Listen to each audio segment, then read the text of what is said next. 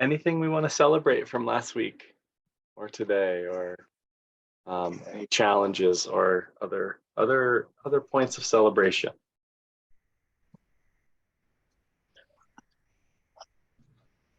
Well, I took like a deep dive into the author's way, Hmm. and because I was like really into writing down the bones, but I just got super sucked into author's way, and I've had like multiple late nights reading that book. I could not put it down. And I had been writing at night, but by like her urgency, Julia Cameron's urgency, I started writing in the morning. So, and instead of doing my 11 timed minutes, I'm just filling up those 3 pages. So that's just a victory for me because it's really hard to get up early enough to do that. And, but I've like been doing it and then not being late for work. So that's to me a win. It's huge. And so it's been, how has it felt like it's been good? Does it feel, are you like, Yeah, I'm only on day 3, but yeah, I mean, like I just feel like I can't get enough, like the 3 pages doesn't even really feel like enough. And then I'm still doing our writing prompts at night. So now I'm basically writing twice a day. And it just, yeah, it feels really good. And I'm also like, the way she writes is so like convincing and so inspiring and encouraging that just like I'm just so excited to see what happens. But yeah, but I mean, other than like my mood has been really good and it's the end of the year and like I've been sick, I had a cold and there's like lots of stress, but like despite all those things, my mood has been just like really good. And so I don't know if it's because of the writing or because of this, like all the work I'm doing or whatever, but I'm just going with it and I'm just grateful. I'm really grateful. so cool? So that the book's a cult classic. Like there's like all kinds of people that have been like very changed and like proselytizing, like with kind of religious fervor. Mhm. I Yeah. had someone before I started say, "Oh my God, have you done the artist's way?" And I was like, "No, but I think my mom was telling me that it would be cool to do." And she's like, "I just got rid of my phone." I was like, "What?" She's like, "Yep, Google Call." Like I basically, and this was 10 years ago, so it was a little more like, but still, she's like, "No more mobile device," and I Uh, did it because of the artist's way. And I'm wow. like, "Holy shit! I should probably like I'm gonna look into that." And then like I had another person recommend it to me like the next day, and I was like, okay, I think that's what I'm gonna do this summer. So I'm really glad that you're having such a powerful time with it, and congratulations on letting it do what it's gonna do. Yeah, thank you. I'm excited. I also found a Facebook page, so it's like the Author's Way Facebook page, and so yeah, there's like a whole community that I'm like feeling like I'm getting connected with, and they're really supportive, and like lots of really interesting artists, obviously, on that page. So yeah, it's cool. I'm excited.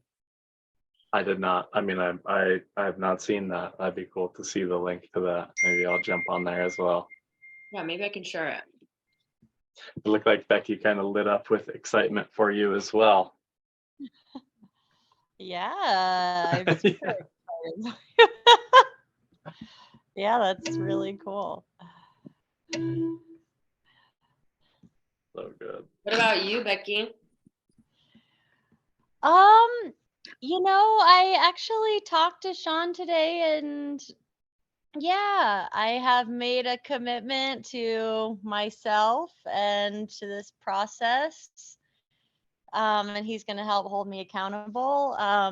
But yeah, it's specifically related to, well, I mean, I guess all the things are related, but um but it sort of is yeah, a connection with my work, so my personal and professional, and trying to use the process to both grow as a human, but specifically around my work as a researcher, and and using writing to like be a better communicator and collaborator, and to learn from the current project that I'm on, and sort of to use it as like both a method, a research method, but also just like a personal growth method. So I'm like really excited about that. And I don't know, maybe there's something about me that I don't know, need like,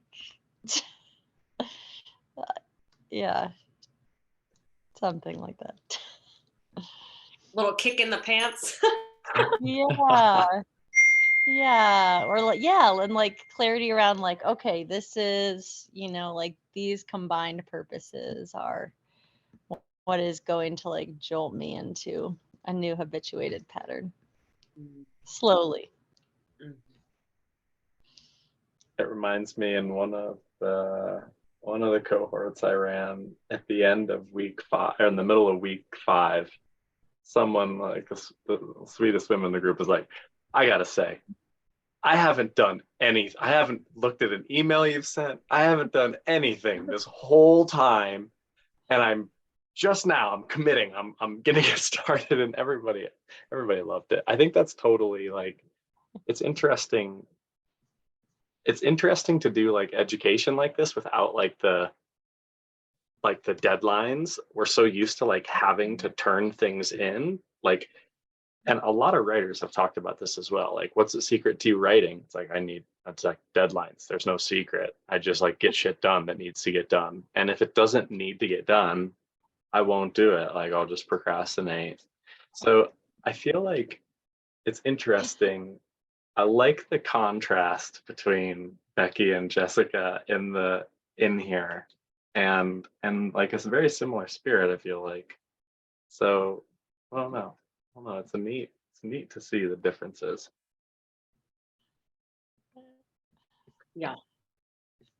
And I'm glad, Becky. I really enjoyed our conversation around. I think you're doing really, really cool work with adaptability to climate change and community partnerships and qualitative research for, internally and externally. Like, I'm really fascinated. My sense from that conversation is that you're doing awesome work, and that it's really cool that you want to grow in your position and as a person, right? It's like it's a neat thing. And I do, taking a little bit of time to do a little bit of the daily connecting, what's important to me today, what stood out.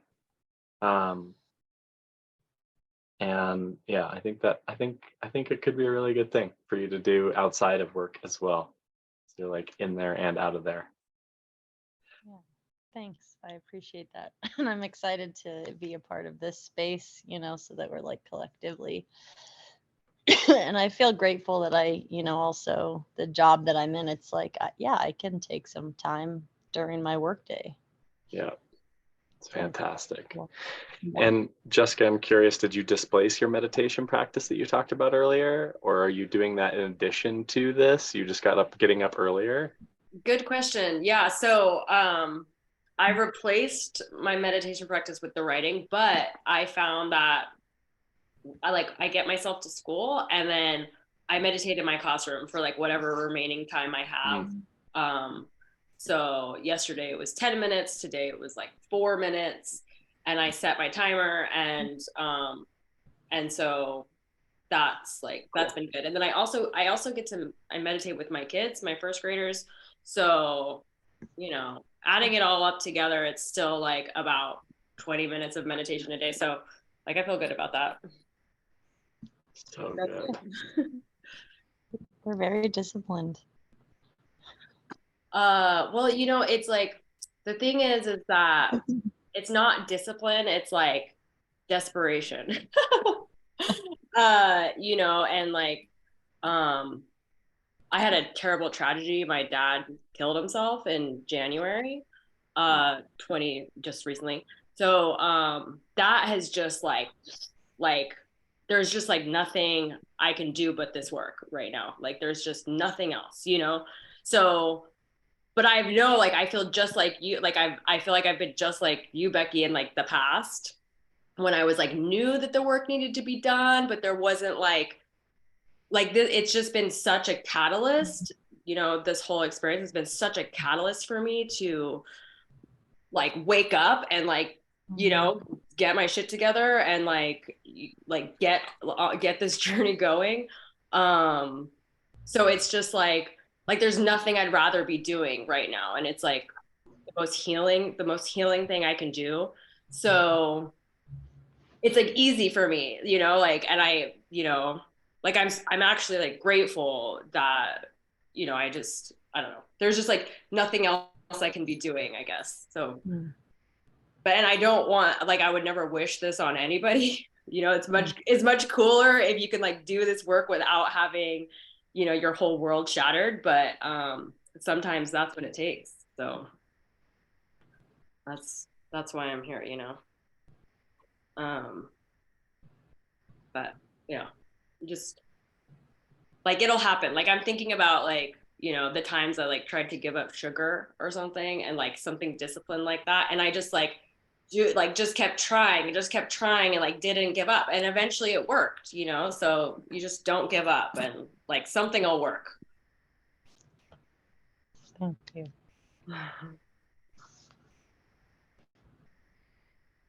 Yeah, I'm sorry to hear that.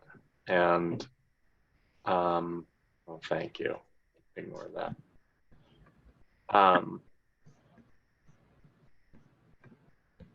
That's powerful. As you were, it's as before you said that, and you were talking about discipline versus desperation, which I think is really, really powerful words together. I was thinking about the word commitment. When you commit to something, and Julia Cameron talks about this, like her inner child hates the word discipline. It's not like, that's not like what brings her to the page. It's a sense of like a commitment to, it's not like a get in line, do the thing. It's like a, I'm committed to this. So, you know, why are you committed to this? It's almost like the reason doesn't matter as much as like the commit, like just the fact that there is that commitment, and that there's a sense of urgency as well. Like this is like incredibly precious, and like it's time to go and time to do this now. Mm-hmm. So I feel like it is really, really, really powerful to see. Honestly, Jessica, it's inspiring. I feel like the kind of the commitment that you have like has ripple effects to it, you know, like it's, so I don't know, it's powerful. Yeah, it's like, yeah, because you know, commitment feels a little, sometimes it feels like, you know, like a chore or something. But I don't know, like I just like there's nothing I'd rather be doing, you know, like this is the only thing I want to be doing. So, and like writing is the only thing I want to be doing, or like meditating, or like, you know, praying or walking or being present. Like it's just like the only thing that like works, you know. So everything else is like a bunch of junk. Teaching my kids is cool, you know, like I really love my job, thank goodness. But yeah, so you know, but it's like when it feels like something you're supposed to do or something you have to do, that's hard. And it's not impossible, but it's like it's hard. And like, and I know that with this practice, you know, and over time I'll probably feel that way, but I'll just like push through and just keep, you know, keep going, keep doing the work. But you know, it's just, it's like this life is just so full of experiences. And we just like keep doing our best with what we've got, you know. Yeah, I mean, the feeling that like you're being in it so much and being like not swept away, but like really immersed deep into Julia Cameron's, like how you said, like super persuasive, and just the sense that it's worked for so many people, and she speaks from such authority in doing it, that she's seen it work so much, and you can feel it in the way she writes, that it's just like, and she's incredibly prolific. It's like, it's just like the proof is in the pudding in a way. And now it's like I'm seeing and experiencing that, and you're exactly right. There's like, or at least I would imagine it was for me too. There's moments where it feels like you don't want to go to the page, and you're like, oh, this is just like, it's just like you do the blurts. You're just like blah blah blah blah blah. Like this is the, and then like something does like loosen, and you're like, oh right, okay. And it's like, and she talks about this too, just like blather, blather, blather, bitching, moaning. I don't want to be here. Blather, bitching, moaning, blather, and then like peace, and then you're just going, going, going, going, going, going, going, going. Yeah, that's exciting. I'm glad that you found. That's and it was 9 years ago when I started that over a summer, and it feels like it was it put things into motion that I didn't even know were being put into motion at the time, like this and some other, like, yeah, it's just the other thing, like, yeah, I should stop there.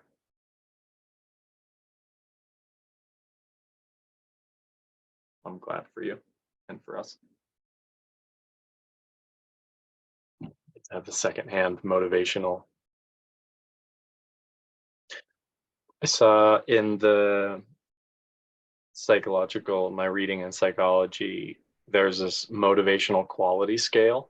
It's basically like why you're doing the thing that you're doing. And like the low motivation has to do with external rewards, more or less. So you're like doing it because someone else said you should do it, or you're doing it to get something. And then high motivation is as an expression of some transcendent value. So I care about growth. I'm doing this so that it's not like an external reward. I'm doing this to grow. I value growth. But then the highest motivation is for the thing itself. It almost feels kind of like play. Like I'm not doing this, I'm doing it for the thing. It's like I'm doing it to do it. And I feel like we go through those, right? There's external rewards, they express values, but it feels like you're getting to that really nice, like this is the thing that I almost like don't have it. I'm doing it for the thing itself. This is the thing that I'm doing. I don't know. I don't know if that's helpful, but it's what it made me think of. Yeah, no, I know what you mean. It's like I started this because I was like, I knew that I needed to like put some rocket fuel in my healing journey, and like really get it flying.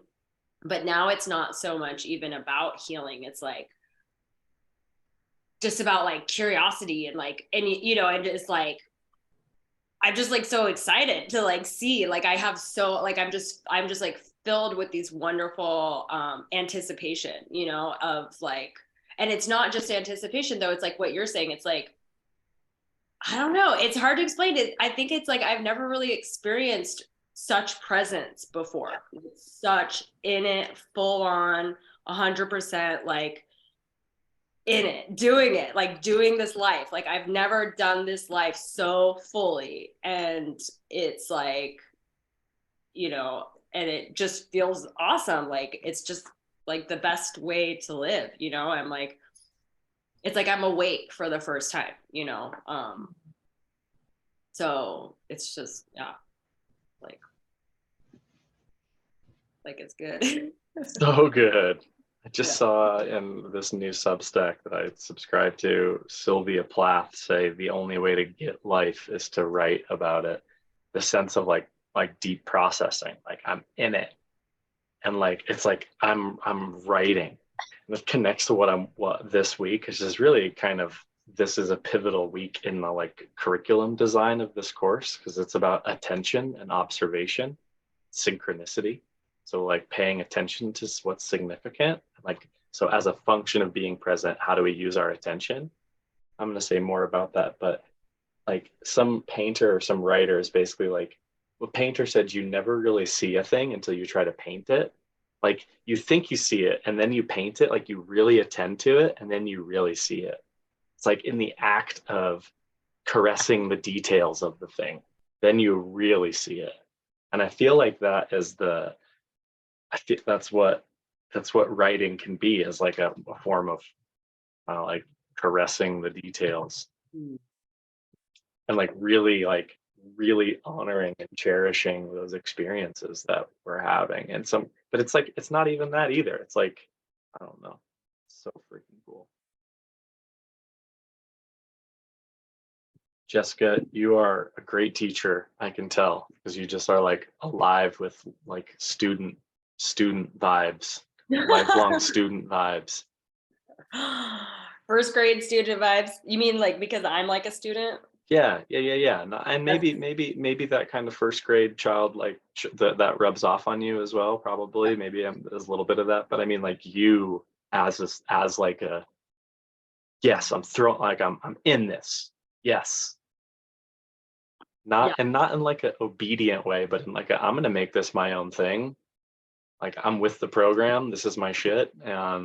I don't need you to do my learning, but I'm glad to be in this community. Let's go. Like I just love it. Freaking love that. Cool. Yeah. Thank you. Yeah. And like, that's what I want for my kids too. My students is like, to be lifelong learners. And that's like, to me, the best future we can create is like a bunch of people that want to just constantly be learning and be kind to each other. That's pretty much it.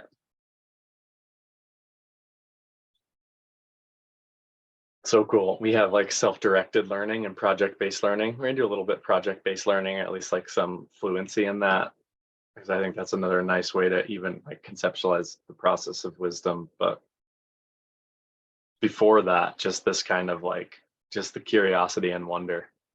Okay, that's a good place. Should we do some writing? Yeah.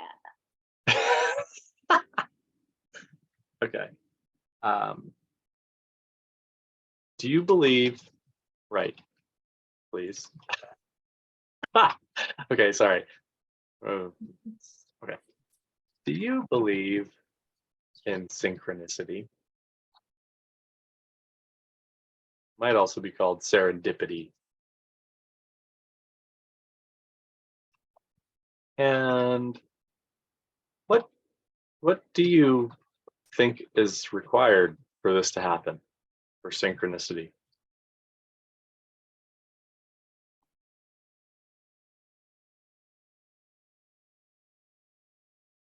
Do you want me to define synchronicity? It feels like we've come in with this term before. I'd almost prefer not to define it. Like it can mean whatever you want. And honestly, like this isn't a loaded question. I'm not going to be like, if you don't believe in it at all, that's perfectly legit.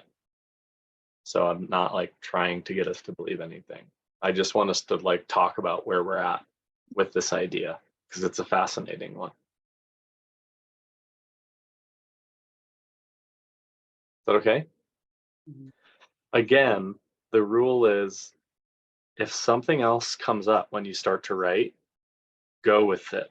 I think that's what's so exciting about this practice, is that you're not sure. If 2 sentences in you say something and that word makes you think of something else, go with that and forget this prompt. Just run with it. We can be excited for anticipation with what might come up. Let's go for the 11 minutes and just see, kind of. So we'll go until 38 after, and add a day to your streak.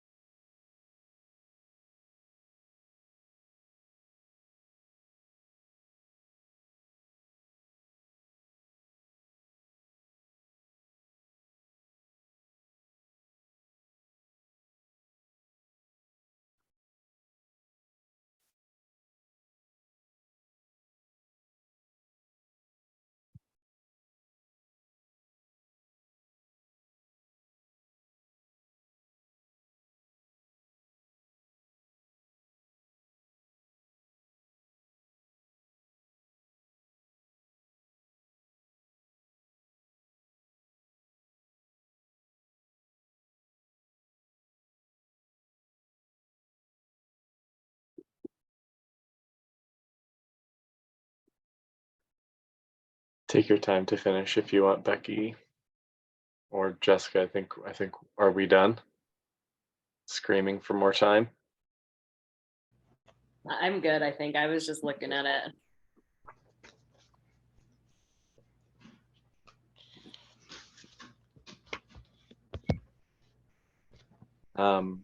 Where are we with this?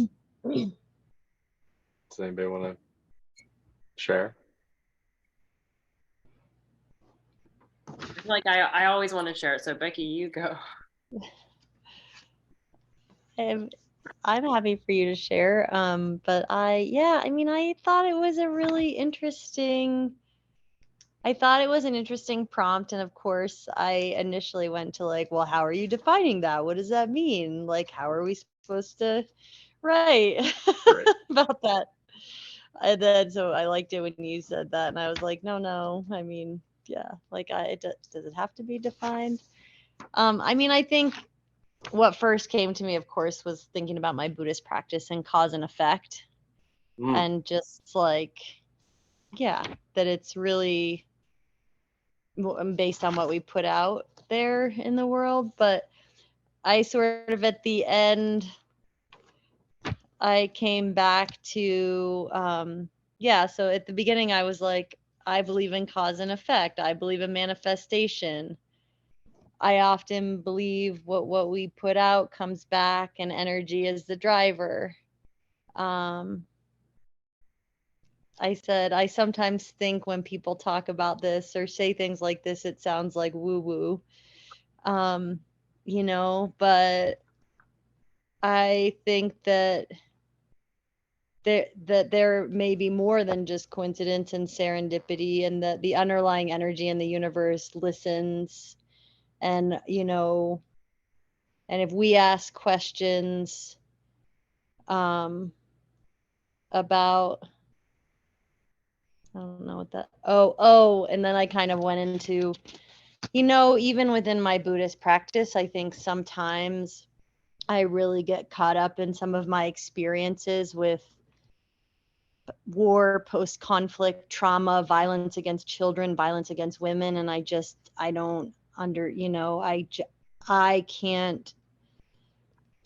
can't make sense of, some of that, like, well, what, like it's cause and effect, or it's like these children in another lifetime, this is what they're coming in with. And I'm like, I can't do it. And so I think that's all, like some of that suffering and violence and hate is just really difficult for me to understand in presence, especially when it relates to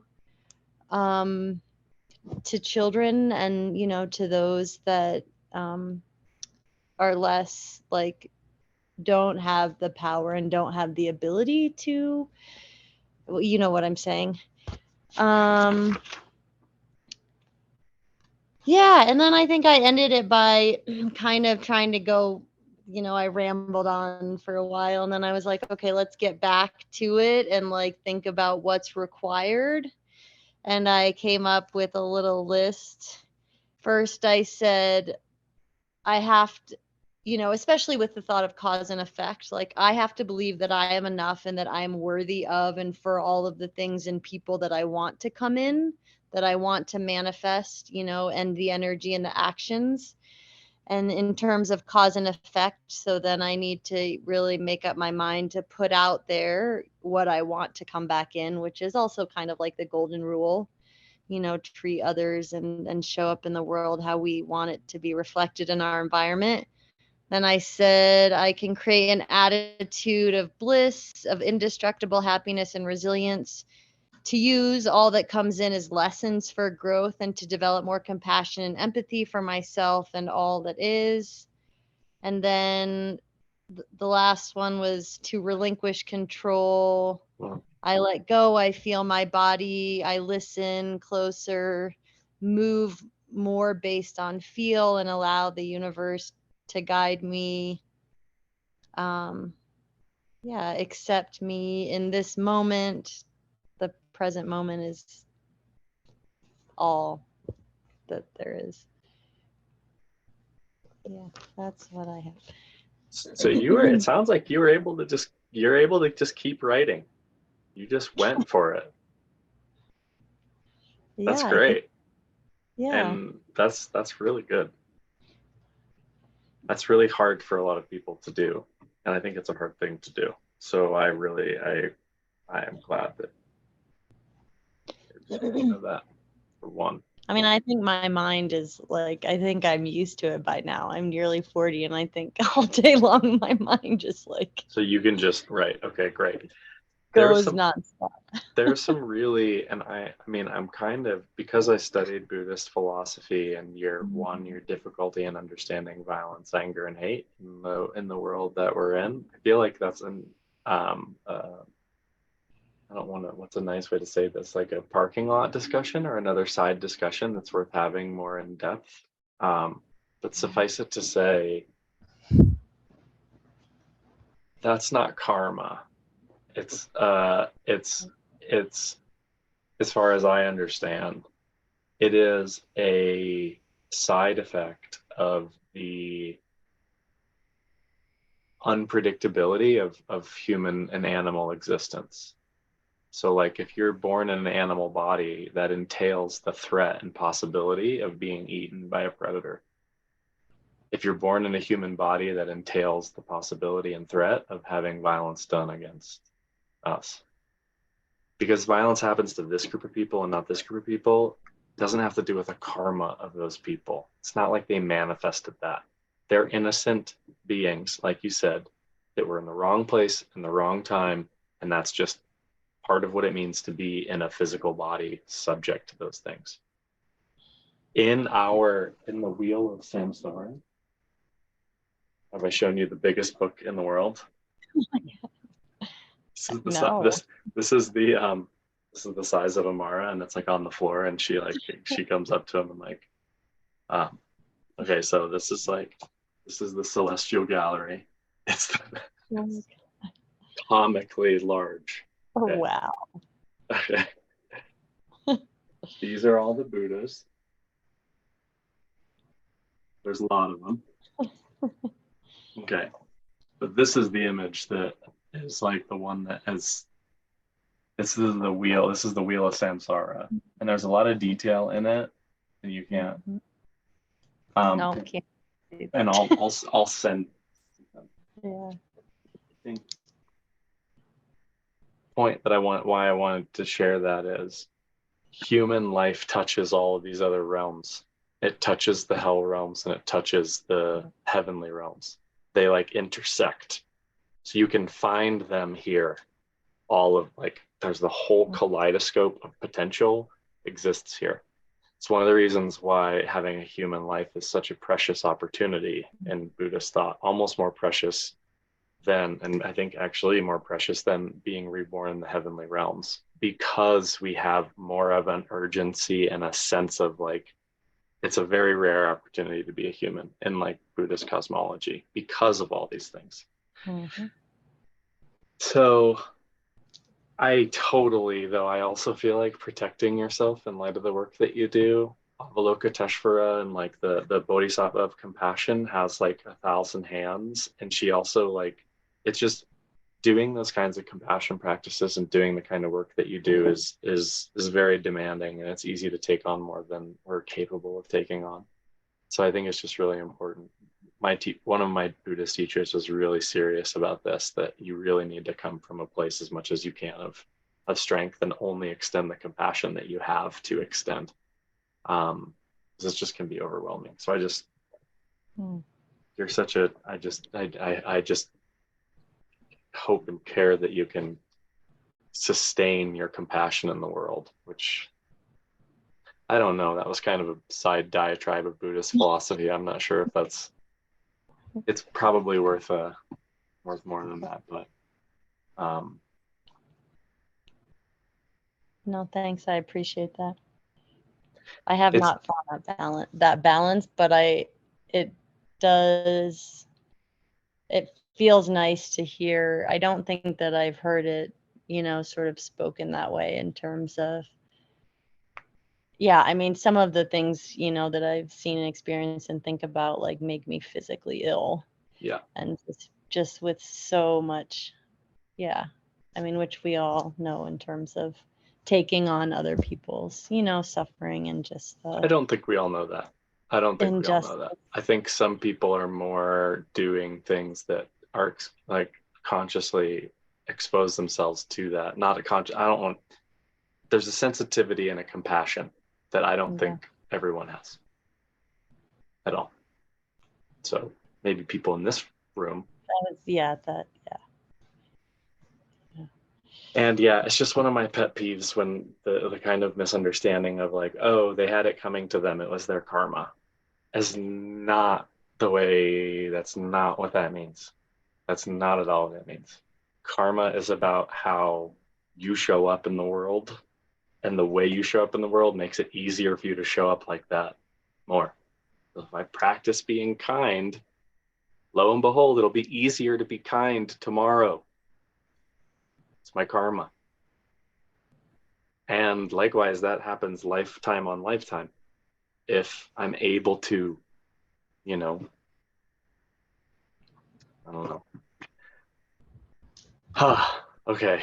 Heavy heart there. I should probably mute myself. Thanks, Becky, for sharing all of that.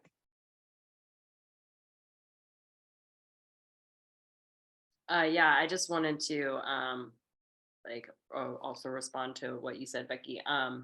Just like what I hear is like kind of a conflation of like karma and synchronicity.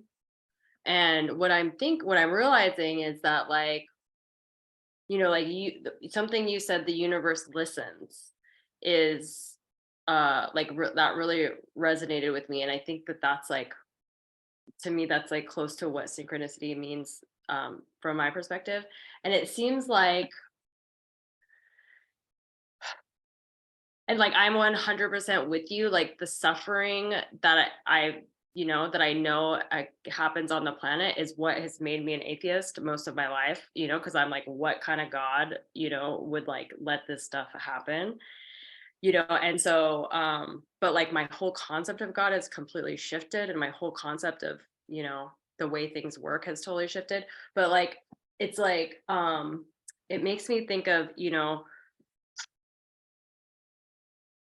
like when I went to Africa and I was, you know, like driving through these extremely poor villages, and like everybody was like, prepare yourself for the poverty, prepare yourself for, you know, to like witness the suffering.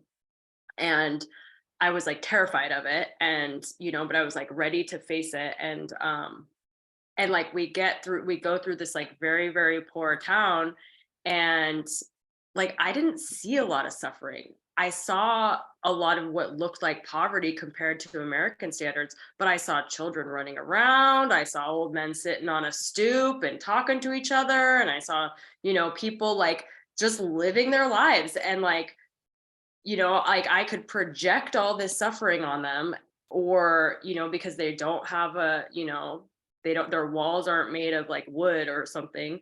They're made of like, you know, metal, or, you know, like these comparisons that we make. And so like when you were talking, I was thinking that like, I think that the synchronicity, the kind of synchronicity that the way that I interpret synchronicity, like it happens even in war zones, you know, it happens even in the midst of suffering. Like the universe is still listening, even with all the garbage that's going on, like because of our human, you know, crap. And like, so yeah, so I just like so like the golden rule and karma, like you know, to me, it's like synchronicity isn't even something that you like put out. It's like, well, I don't know. It's really mystical. Now I'm like segueing into my own writing. So let me just like recap what like That's good. Oh, okay. Go, I just go I for was it. gonna give you more props, Becky, but yeah, you'll pick it up. So yeah, so like the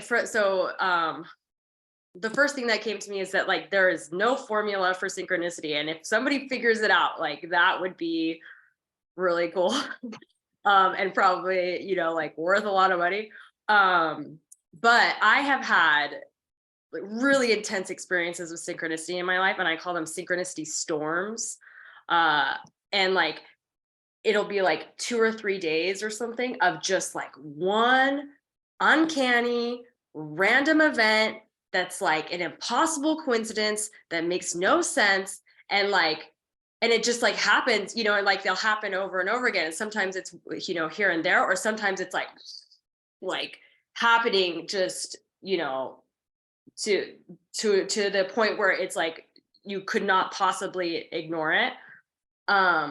But I really appreciate the question, like what does it take, like what does it require?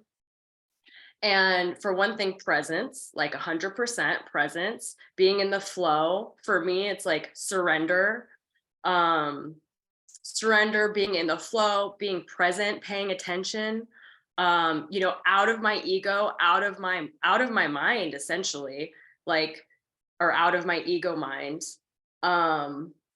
And like just being awake, but then there is something else, which is what makes it so mystical and like magical, and I don't think that anybody can explain exactly what's happening, because like you were saying, cause and effect, it's like stuff that like some choice you made in the past is somehow like already connected to something that happened in the future, and like time and space is like somehow like just magically interweaving, and like and so then this synchronicity feels like I wrote synchronicity feels like um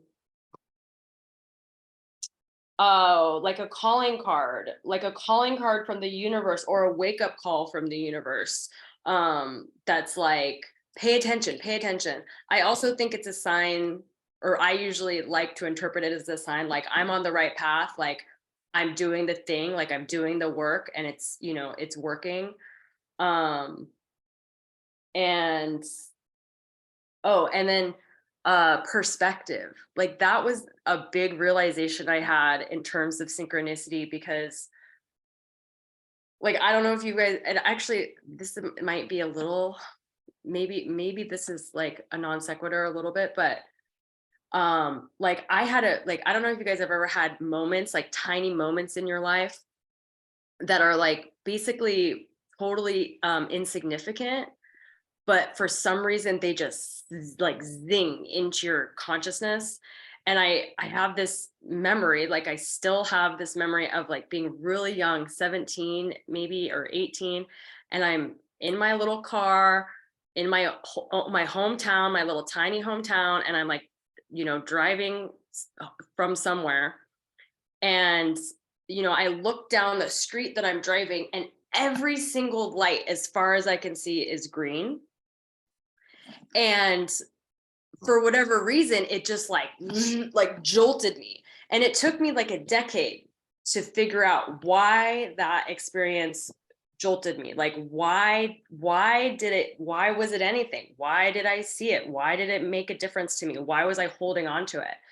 And then finally the concept of perspective came to me, like, and that's why I saw, like I was paying attention, I was awake, I was present enough to see this like endless stream of green lights. And at first I was like, why are all the lights green? Like what are the chances that every single light is green? And now I know in small towns, they let lights go green on thoroughfares so that you don't have to do a lot of stopping or whatever. But it was just like, that perspective. And then you also have this like, visually it's like starts here and then it goes to a tiny point. So like, I don't know. So I don't know if that's exactly that's not exactly synchronicity, but maybe it is. But it was like a message from the universe that I've carried with me for 20 years, So yeah, so it's like, I feel like I wish I'd written down all of my little synchronicity moments. But since my dad died, I have written down a lot of synchronicity, which is easy for me to interpret as like signs from him or messages from him. And yeah, so it just seems like what, like it's like back to what you were saying, Becky, that I really appreciated was like the universe is listening. Synchronicity is is proving that the universe, that we're not just that the universe is listening, but we are in a conversation with the universe. And I did write like yeah, synchronicity tells you that you're on the right path, you're awake, you're alive, and you're not alone. And I never thought of that concept of like, it makes you feel like you're part of something, like it's part of something bigger than yourself. And you're not just an island, of consciousness, like you are connected. Or that's how I feel. It makes me feel connected. And now I want more of it. So I invited in. And the last thing I said is that a really good synchronicity is kind of spooky. Like, do you guys ever get that where you're like, it feels spooky, Anybody with me? Mm-hmm. Okay.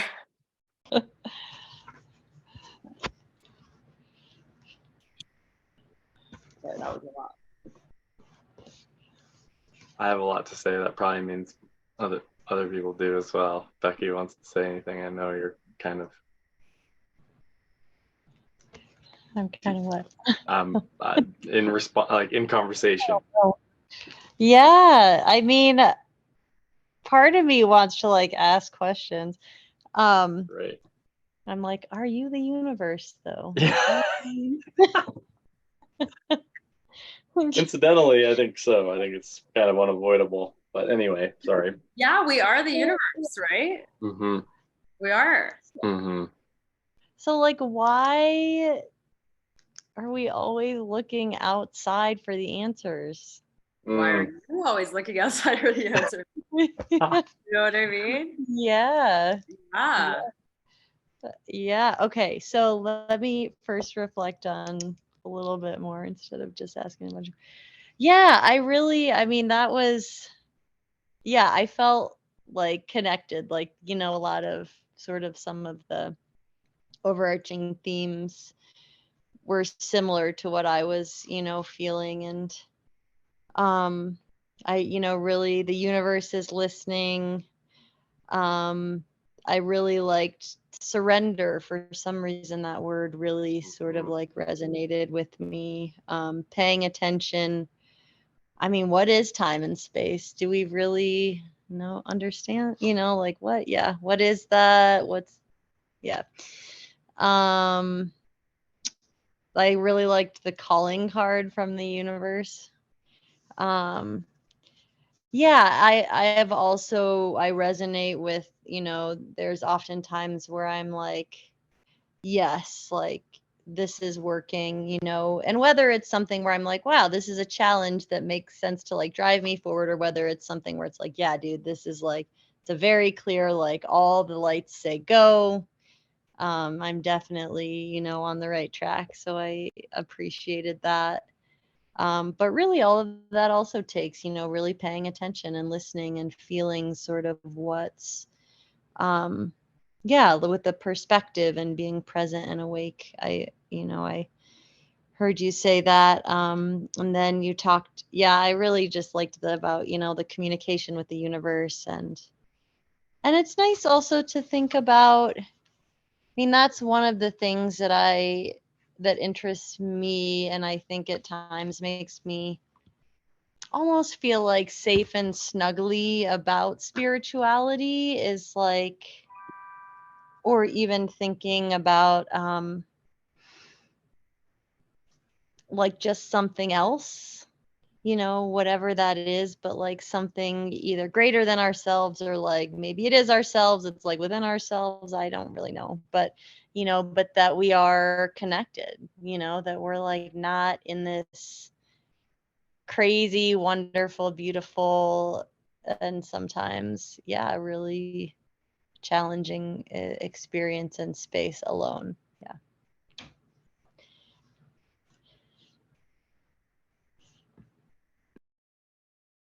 So cool to hear like this is really cool to hear this conversation coming from like where I'm coming from with the like and why I like doing it this way to like get to before I say anything about synchronicity to really actually get people's experiences, especially Jessica, like you have this is clearly something that you've thought a lot about or have had like synchronicity storms as a new one. I call them synchronicity streaks where like one thing happens and that leads to another thing, which leads to another thing, which leads to another thing. Like I actually think the fact that you're in this class, Jessica, is the product of a synchronicity streak of running into Ruth.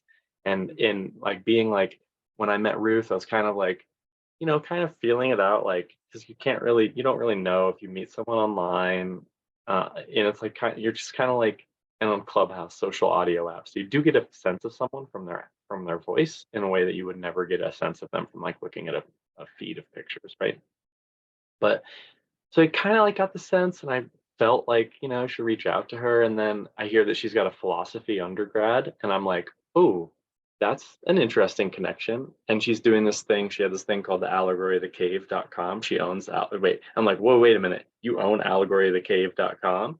And I'm like, okay, well, this is interesting. And then I started asking questions, and there's all these like connections to the point where it's like, okay, well, actually, you should just like, you should join this next group. I think it would be cool. And I'm in a position to say that. And then that leads to other things that happen, that leads to other things that happen, and they kind of like stack on each other. There's just and Becky, while I was geeking out about the sense of cause and effect, because I don't normally actually associate this with cause and effect. The way I understand it is it's almost like a causal, and it doesn't have like it's not cause and effect. It's just like something that happens. But I put in mind, I think having a purpose, like having like being purposeful about like when I'm going to this place that is gonna like if I get there, it's going to help a lot of people in this interconnected sense. Like I'm going to this place, and when I get there, it's like it unlocks this thing that helps a lot of people.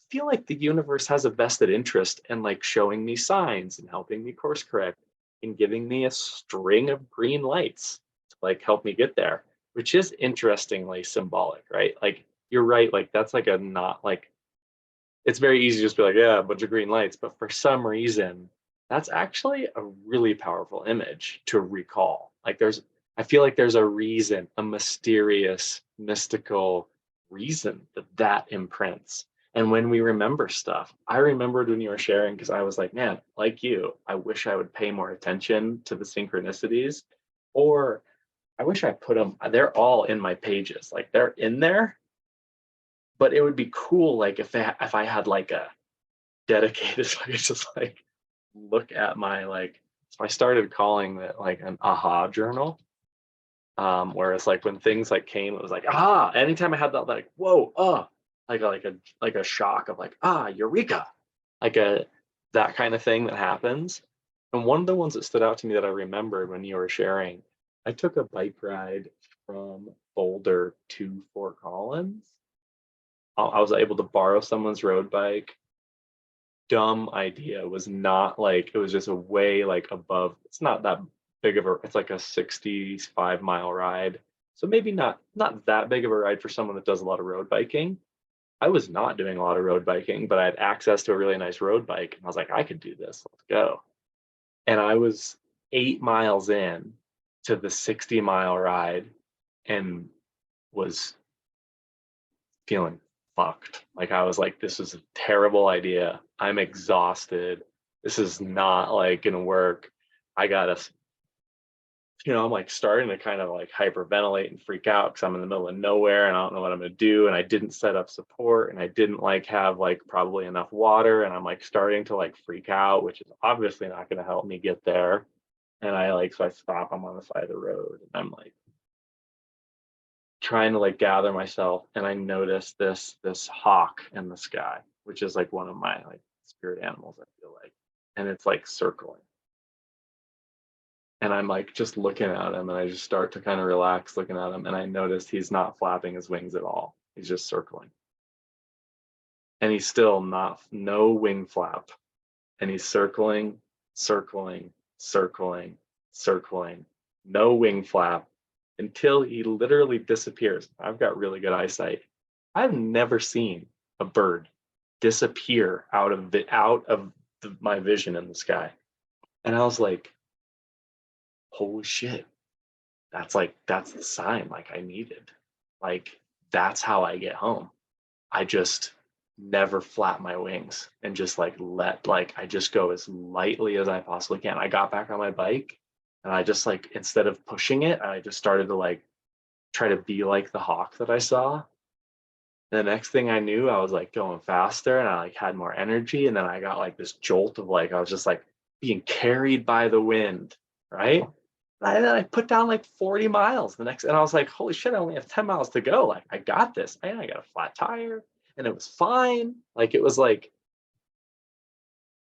really cool. I forgot that moment, but it was I needed to see that. I was in dire straits, and it wasn't please God, give me a sign. It was what am I going to do? And then, oh, okay. And then, native indigenous people, they look like everything is a teacher, right? There is lessons all around us, and there's interconnections all around us. Now I'm remembering another story of this woman that was invited to she was part of this Lakota community that was close to here. And she was invited to a buffalo hunt, which is a sacred thing where they, brought her on to, and the leader of the hunt that they were riding with said, watch this herd, one of the bison will separate itself from the herd. And it's communicating to us that it's giving itself to us. We don't make any move on any of them until the leader of the hunt agrees and communes with the bison that it indeed is the one that is offering itself up to us. And my student was not my student, it was my friend who was a student at the time. They were studying ecology or biology, and they knew that doesn't make any sense. The whole survival, the understanding of the herd is to stay together. It makes no sense that one of them would separate itself out from the herd, right? So she didn't believe it. And she's sure as shit, we're out there and it's loud, everyone, it's the whole bison herd's running, everyone on horse is running, and one of them starts to drift. And then there is this point where it's drifted and it's kind of running alongside the herd, and the herd is going, and that happens for a little while, and then it just goes the other way. It just starts to run over into and then the person at the front was that's the one, that's the sign. She's it's crazy shit. My first sweat lodge, a frog jumped into the fire. What the fuck is that about? Okay, this is bringing up all these memories that I have still how do you process this? And I'm super off track from what I want to say from there is a history of the science of meaningful coincidences. And I think that's the best way to talk about what synchronicity is when meaningful coincidences happen. The Carl Jung in the beginning of he was the first one to term the term, and he basically says when our outer circumstances match our inner world inexplicably, without so there's a lot of examples of this. People have had I'm thinking of someone, and then they call. How is my inner world matching my outer experience? Okay. Then now we have cognitive science. And there is, you'll be happy to hear, Jessica, a formula for synchronicity. Oh, okay. And you Does it nailed. work? We'll see. We'll have to test it. That's our assignment for this week. Cool. Can't even spell this. Formula for synchronicity. Oh my God, whatever. This is to be what this researcher calls them super encounterers. There's people that find synchronicity everywhere. Actually make a habit of it. What's interesting is that this is one of her main sources is from scientific research or scientific literature, that a lot of scientists make their discoveries through serendipitous encounters. Can't believe this happened. Like Newton, the apple falls on his head, and he's like, whoa, this is like, Newton was actually a pretty far out dude. But that's not the point. Need some tea. I was like, I don't know, rampage here. Okay, I should probably be quiet. Does anyone want to say anything before I just keep on ranting about this? No, this is good stuff. You know, and my science mind, you know, it's like, because you know, my undergrad is in psychology, and like I've Yeah, always great. been like a science lover, Great. and you know, Great. really wanted like, you know, wanted evidence, like practical, tangible evidence for things, Great. and so like, so there's like this science mind of me, you know, that says like, well, I know we create meaning, you know, and like it Yes. takes our consciousness to apply meaning. And like, you know, when like you saw that hawk, you know, like you had the conscious mind enough to like take that information, which was like, you know, whether or not it was, you know, a divine hand or something, like, you know, and I'm thinking, you know, that bird's in a wind tunnel, you know, or whatever, and the bird's like just being carried by the wind, like up or something, like that's maybe like the weather or the science to it. But like you took it, your mind took it and turned it into something that works for you. You know, you turned Yep. it into something that makes sense to you. You turned Yep. it into something meaningful. And and that is like, you know, such a great analogy. Like I can imagine you like not pedaling so hard, you know, like coasting more, and like, you know, yeah, that will get you those, you know, 50 miles farther. um and so like the meaning making, I feel like, is one thing. And so I can imagine like, you know, if you're paying attention, if you're looking for the connections, if you're putting the connections together, you're putting the pieces together, I can imagine that, you know, we would experience synchronicity more often. But then there are those like, you know, impossible synchronicities, like you're saying, like you're thinking about somebody and they call, or like, you know, like it's like, you know, weird things like running into somebody you went to school with at an airport halfway around the world or something like that, or like, you know, these things that are just like impossible to predict, or impossible to even um you know, it's not like abstractly applying meaning, it's like in your face, unignorable synchronicities. um and then so yeah, so it's like, it's almost like there are, to me, I'm thinking there are degrees of synchronicity, and maybe those depend on your like your consciousness, or your mental state.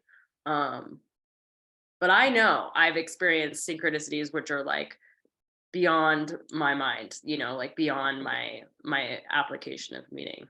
Becky, have you ever experienced any synchronicities like that? Yeah, I mean, it's really, I mean, and like I've watched you know, this is reminding me a little bit of like The Secret, or like, what's the movie about that gymnast? Oh, is it the one based on the book, The Way of the Peaceful Warrior? Yeah. Yes. It's a I love great that. book. Yeah, well, that's a great book. Dan Millman. Yeah. I mean, so it's kind of making me think about that, but it's also like really, it's making me think about, I mean, like the Buddhism that I practice, and like I mean, I was raised Roman Catholic, and like I'm, you know, recovering Catholic, I say, but like I just don't, blind faith like isn't, I mean, I'm a research scientist, Yes. but you know, like when when I chant, you know, like I mean, I can be like, okay, I want to see that, like I want this thing or this amount of money, or I want this problem to be solved, and I see like the results of that in my life. So, I mean, when you were saying like we create meaning, it was thinking, or what was coming up for me was thinking about like, I think a part of that is like our inner transformation. Like, yes, it's how this experience is both projecting and interpreting this experience, but maybe the ways that we do that, and if we want to shift this experience, then we have to work on transforming that to more effectively like understand, utilize this experience, this situation, which to me also reminds me of like like our human evolution or our human revolution.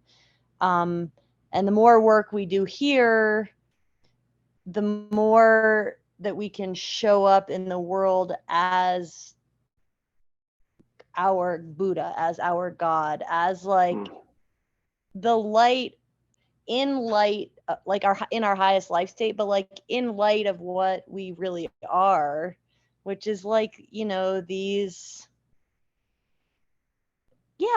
godlike beings. But we just get so, there's so much toxicity and like all kinds of like pollution happening, that, I think really clouds our ability to see our enlightened, like, that Jessica, that goes back, I think, to what you were saying and so excited at the beginning, like you're feeling like you're really present and full and like in like a really high life state despite despite trauma. And I really appreciate and acknowledge that you feel safe in this space to be able to share that, so thank you very much. But I think that's I think that that's such an interesting expression of, yes, sometimes life pushes us into these places because it wants us to grow and to see that everything that we want, that we are that. I don't know. Yeah, that reminds me of something I wrote, which is like synchronicity feels like a conspiracy of the universe for the good, for like the greater good, a conspiracy to wake people up, to see how connected you are, to not feel alone, to feel like, or to show, like you're saying, like to show your power, to show your God, your godly connection, or your universal, you're part of the universe. Like we are undoubtedly, scientifically part of the universe. Unquestionably, I think. Unquestionably. And just like you're saying, Becky, like this, this pollution, like we get, this illusion of separation. The illusion of separation just gets more and more ingrained in us. And conspiracy theories are like, oh, the powers that be don't want us to know how powerful we really are, because then then they can't have power over us or whatever. And like, I don't know if all that's true, but it is like, it's a quagmire of human experience. But like, and like what you were saying, Sean, is just like, it's like this human life, like if we knew how powerful we were, or if we were like living in heaven on earth, and we created heaven on earth, like where would all the drama be? Where would all the fun and drama be? Like we're like this, it's such a gift to be here because of the quagmire. That's what I've been using that word a lot recently, like the human quagmire, which is just like this paradox and this like inherent struggle, and the good and the bad and the duality and the illusion of separation, and like all of these things that are like what make this experience so cool and so fascinating and so like powerful. And if everything was great all the time and we were just gods, like, or, you know, if we were like focused on, I don't know. So, but then that it's still so fun for me to like work towards creating heaven on earth, or work towards revealing my God self, or my all powerful self. And like a lot of my writing, it sounds crazy. Like it sounds like, you know, like I want it, like I'm, you know, like I want to be a saint or something, you know, or like that's how, like I like that superpower, like I did the superpower prompt. Exercise, yeah. Yeah. And it's like, it sounds crazy, you know, when you're like, but there's a part of me that really like believes that we can do that. I believe you can do that. And it's fun. Like it's fun to try. And it's fun to like, I don't know, like the juxtaposition of like this life is what makes it so fucking cool. So Um, I gotta say this image in this story is so great for both of what you both just said. There's these explorers and they find like this, they're in this cave and they find this amazing, like it's like, well, it's like they don't know it's amazing yet. It's like this mound with all these old like dusty canvases on it. And they start removing these dusty, gnarly old canvases, like really old canvases, and underneath it is this perfectly gleaming Buddha statue. So it's this golden gleaming Buddha, giant gleaming Buddha underneath all of the just disgusting, tattered, dusty tarps. And the teacher that told this story was like, that's us. And our problem is that we identify with the tarps and not the Buddha that's underneath the tarps. And ironically, those tarps are there to protect the Buddha from the elements. Like we put the tarps on to protect what's underneath. And yet we identify with the tarp, with the quagmire that's layered over. Anyway, love that image. It's like, because it's like, we do have a tendency, like I identify with all the crap that's going on more than I identify with like the still small voice or the Buddha nature that's like at the core of our being, which is like, you know, interconnectedness. yeah, and So that's cool. like that question, Becky, you asked right at the beginning, which was like, why do we look outside ourselves, you know, for the answers? And that's like the fact that we're doing this work right now is like looking inside, you know, it's going within. And I really truly think like it can only empower us. I mean, I feel like there's no other possible result, is like just to be more, to be better, you know. Man, okay. So I want to share, I had like this, I think represents my best work on it, and it might be better than the general like invitations. So I here's the basis of it and the formula that we can work on. And basically what I wrote is that I do think synchronicity and serendipity is a skill. It's a learned behavior, and as a skill we can practice and train ourselves to do it. So I want to suggest that this becomes a part or an experiment in our practice this week that is a little different actually than the morning pages practice. It's more of like a, oh shit, I need to take a note of that. I'm going to make a note of that. Done. Noted. Right? It's more of like note taking. And Jessica, you hit on a lot of these. You'll notice the first one, it goes this acronym REM, nothing to do with the dream sleep, but it makes it easy to remember. R, we might be able to guess, maybe not. Receptivity. We've got to be receptive to the fact that synchronicities might happen. You said open-minded. Surrender stood out to you, Becky. The sense of like letting go and going with the flow. So the first stage of this is the formula of synchronicity. We have to be receptive. And what are we receptive to? Some kind of exceptional encounter. So something stands out as being whoa. And so we're paying attention. We're using our attention We have open-mindedness. This is why mindfulness and presence is the foundation of all the work we do in this class. Exactly like you said, Jessica. There has to be presence. You have to be able to witness these things when they happen. And then you notice this is an exceptional thing. Okay. And then you said the M, and this is from cognitive science. This is from the woman that publishes in like Journal of Information Science. Like she's a hardcore researcher, is meaning making. And like exactly like you said, this is the prefrontal cortex is designed to make meaning. What's interesting about this, a couple things. One is that I've always, before I saw this research, I've always thought that expectations were bad. Expectations just get in the way of what happens. We need to clear ourselves of expectations and let the universe speak to us.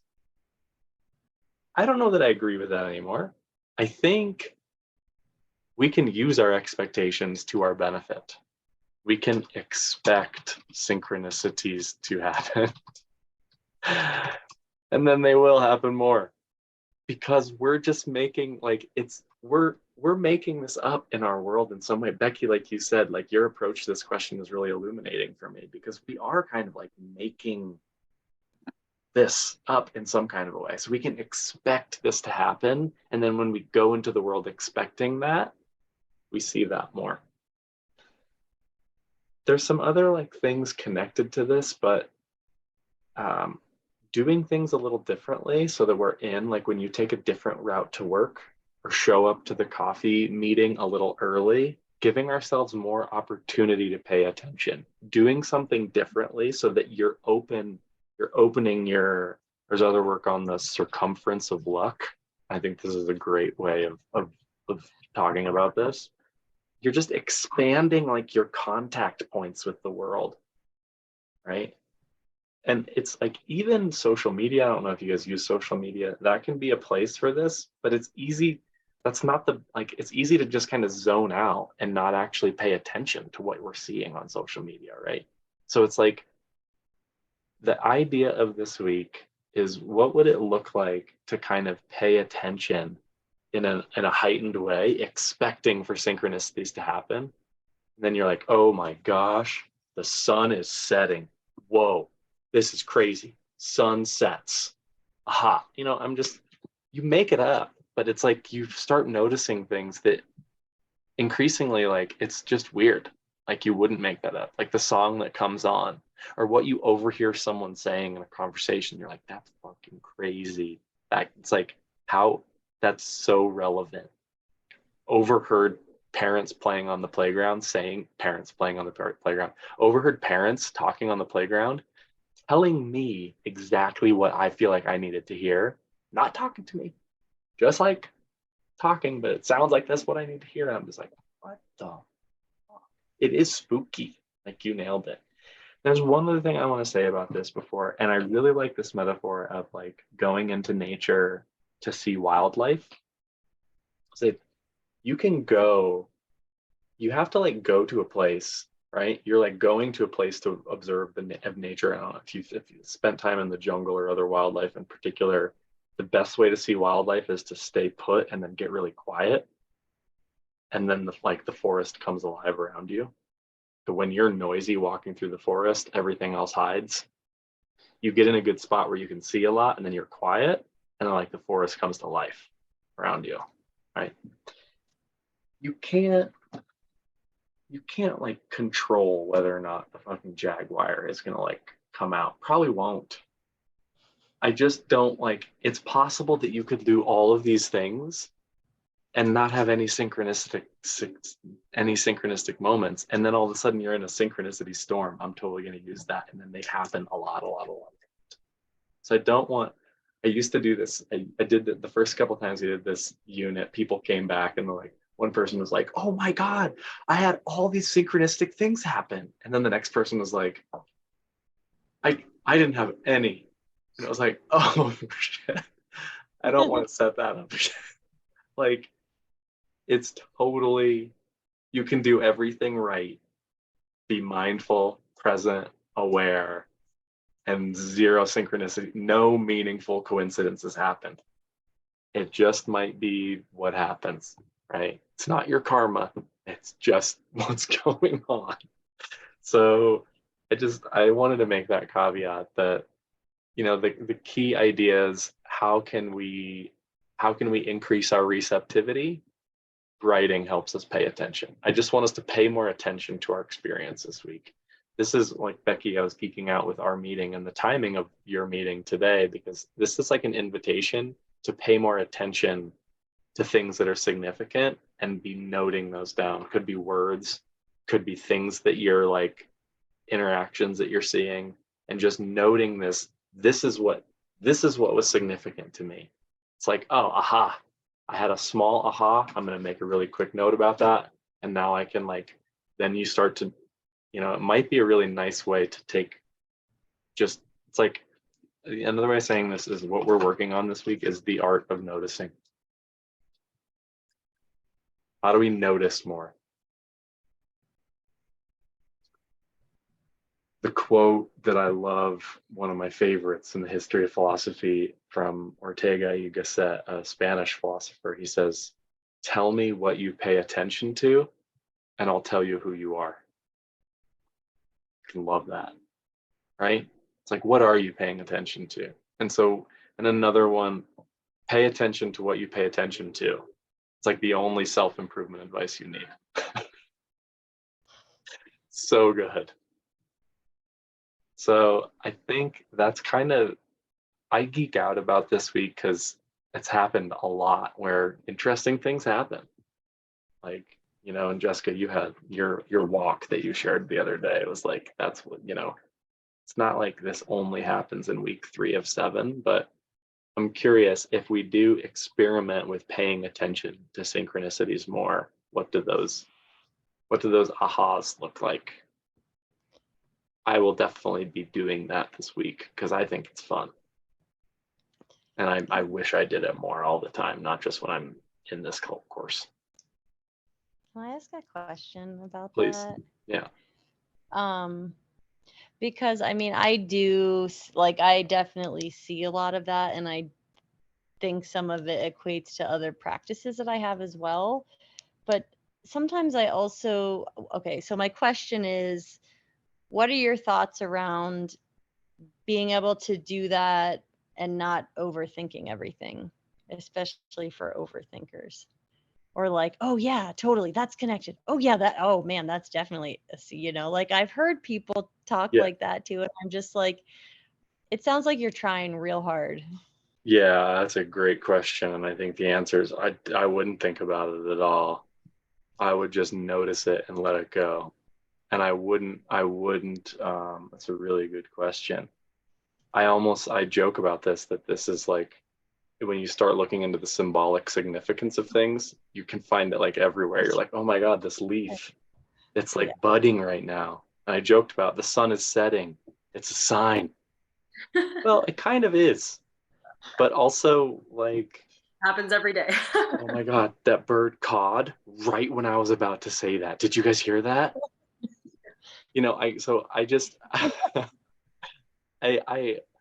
I think taking yourself, like having some levity about it helps, and then not really thinking about it.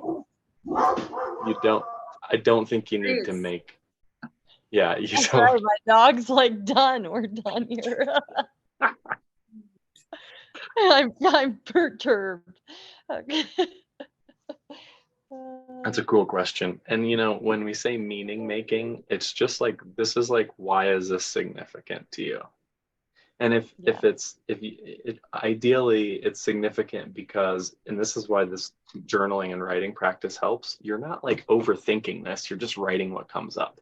So you're just like,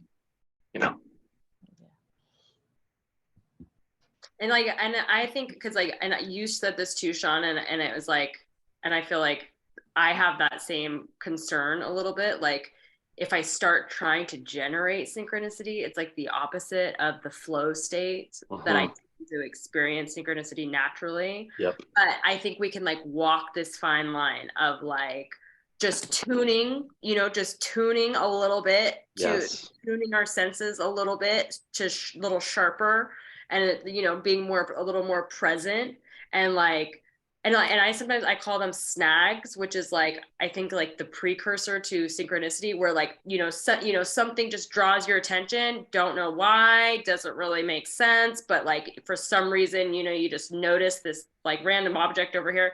And so maybe if we start kind of recording those snags, then you start to see the threads. But I really do think that, and I think you mentioned it, Sean, earlier, it was like the purpose, being in your purpose is, to me, what takes you to synchronicity naturally. So, like my purpose is greater than just experiencing synchronicity on this planet.